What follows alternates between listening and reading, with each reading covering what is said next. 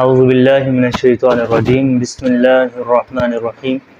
بخاری شریف کی آخری حدیث ہے کتاب التوحید میں۔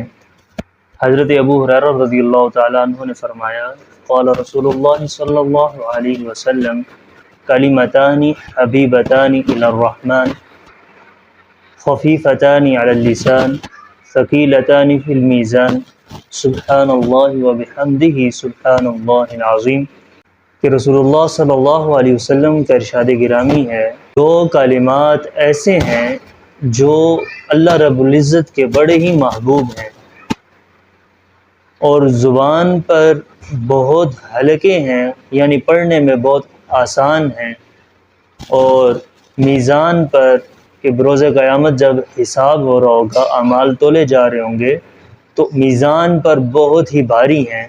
وہ کلمات کون سے ہیں؟ سبحان اللہ وبحمدہ سبحان اللہ العظیم۔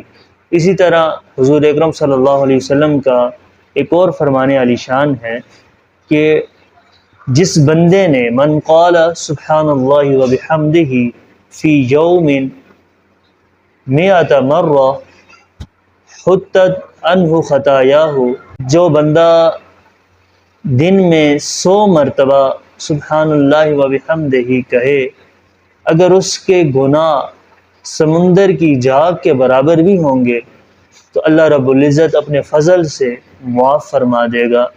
یہ ان کلمات کی شان ہے اور ان کلمات کو پڑھنے کی فضیلت ہے کہ اللہ رب العزت اس کے سارے گناہ معاف فرما دے گا۔